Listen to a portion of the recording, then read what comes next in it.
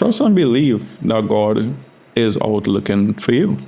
Whoever it is set out to divide and conquer, they definitely ought to be conquering because there's too much division going on.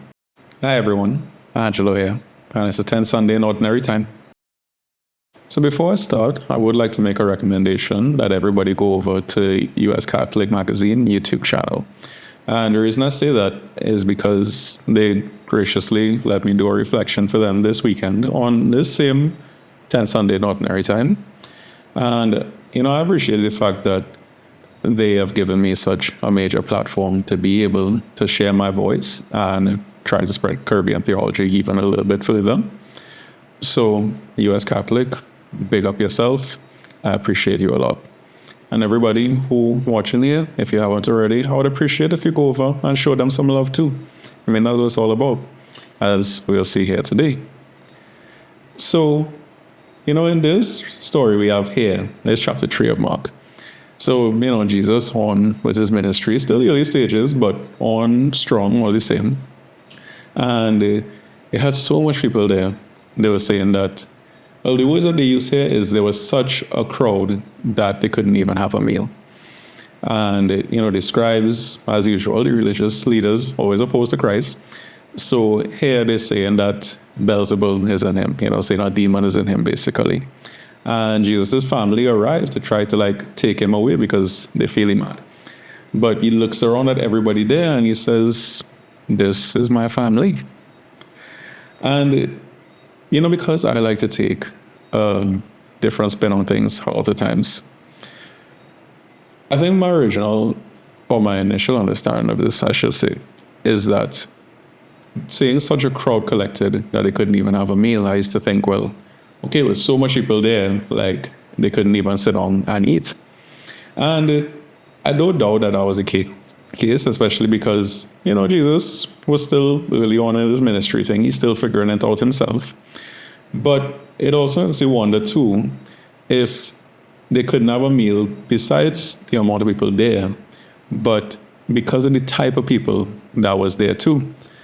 And when I say that, what I mean is that those who the society at that time might have considered undesirable, the people who might have been considered like this unruly crowd, yet an unruly crowd that yearned for good news, that yearned for the touch and the love of God. Now, does that description sound familiar? And, for what I get from this is that God gets into the messiness of love and loves to the fullest. And even though we as human beings, we mightn't forgive one another, and God for sure forgives. And then we have the scribes here calling him Beelzebul, or saying that he casting out devils with demonic powers, and all the rhetoric they have, all the fancy theological based rhetoric to be able to criticize someone rather than praising God for who God is. It has me thinking that, besides their jealousy and everything, it does come to with a level of indignation, saying that because he is fraternizing with those who they would condemn, he, Christ, must be then condemned too. They figure that because he might be amongst those who they consider evil, then Christ must be evil too. They didn't necessarily consider that it might have been light going into illuminate darkness. But then I feel like Jesus' affirmation, the one that came down at the end of the story, that affirmation is a philosophy of the lost sheep. It illustrates his philosophy of the lost sheep, meaning that God would leave the 99 behind to go in search of the one lost one. And here I would say that for all the lost sheep of our nation, for all the lost sheep of our region, and even all the lost sheep of our world, no matter the country you're in, trust and believe that God is out looking for you. And the thing is, with all this lostness, of course, there is a lot of turmoil and a lot of strife and internal division amongst all of us. But the thing is, we don't have to live in a way where violence is the only option to deal with all this division. I feel like we could leave violence alone. I don't even have it to be a last minute resort, but rather no resort at all. We can't be a people of peace and unity. The real revolution, at least I would say, is a non-violent one, a revolution of the heart. And then any social revolution that needs to take place after that, I'm very sure it will succeed once we could lay down that foundation first of love and unity. Because the thing is, we need to rise as a people. Like Jesus said here, a house divided against itself cannot stand. And right now, too many houses divided against one another. People divided against people, streets divided against streets, neighborhoods divided against neighborhoods. Whoever it is set out to divide and conquer, they definitely ought to be conquering because there's too much division going on. And what does Bob Marley say? He himself, he don't come to bow, we come to conquer. And then we too, we need to conquer these internal divisions. We need to unite, we need to organize, we need to mobilize. The thing is, the church, as it currently is probably more fragmented than it is divided. Or at least not divided, sorry. And it's probably more fragmented than it is united. Or at least from a leadership standpoint. And then the thing is, our country, Trinidad and Tobago, is probably more fragmented than it is united. And again, at least from a leadership standpoint. The thing is, the world is probably more fragmented than it is united. And no surprise here, at least from a leadership standpoint. But with all this division, though, I still feel like violence isn't the answer. I feel like guns aren't the answer. War isn't the answer. And so many of our elders, the wisdom of not just our nation, but all across the world, our elders saying, put down guns and leave violence alone. Gang violence is not the answer. Mass shootings aren't the answer. War crimes aren't the answer. Everybody on the ground is upset with one another.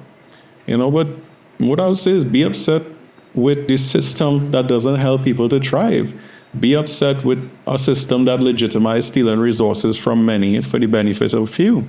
Be upset with the people who uphold this system rather than those who work to remedy it.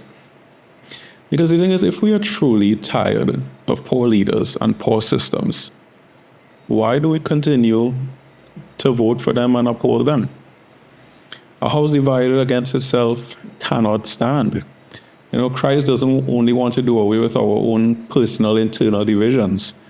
Christ is here, and I use the present tense, is here, not was here, is here to unite us and to do away with any tribal divisions or any party divisions. We have to live our dignity and unity for the good of the body, for the good of our people. How much longer is it before enough is enough? Because plenty of people say enough is enough. But how much longer before enough is actually enough? And thinking about all this, it does make me wonder if a path to this nonviolent revolution exists. And it reminds me of a comment that my dear friend Stefan Alexander would have left in the same US Catholic video that I would have mentioned earlier in the video. And what Stefan says is that your reflection urges me to consider whether our fixation, the fixation of your students, because I've mentioned my students at the beginning of the video, reflects our difficulty in accepting that God's love is limitless. Imagine a broken-hearted God loving a broken person or broken people with no trace of bitterness and no desire to fix the broken except with love, with mercy, that hesed, that loving kindness. Who could do that? Apparently our God. But can we allow ourselves to draw close enough to experience His will and then become part of His will? And for me, what Stefan had to say there is a solid solution to the sufferings of our country, the sufferings of our region, and the sufferings of our world. Believing in a broken-hearted God whose love is limitless, as paradoxical as that might seem. Becoming part of that God's will. And the thing is, when we can internalize that ethos, the next step will be a powerful one. And I hope that that next step, and I very much believe that it would be a move to nonviolent revolution. And don't get me wrong, I all about immediate action and progressive change. I mean, I think if anybody even slightly knows me, they'd understand that about me. At the same time, I do think that underlying all of that has to be drawing close enough to experience and become part of God's will, like Stefan would have said. After that, though, I believe social change is inevitable. Anyways, that's it for me this week. Once again, go over to US Catholic Magazine's YouTube channel and the website. Go show them some love. Not just me, but all the people, because they have such a wide range of voices. And I really feel like they channel solid Catholicism to be down for the Christian cause. But yeah, that's it for me this week. As always, I appreciate you watching. Thank you.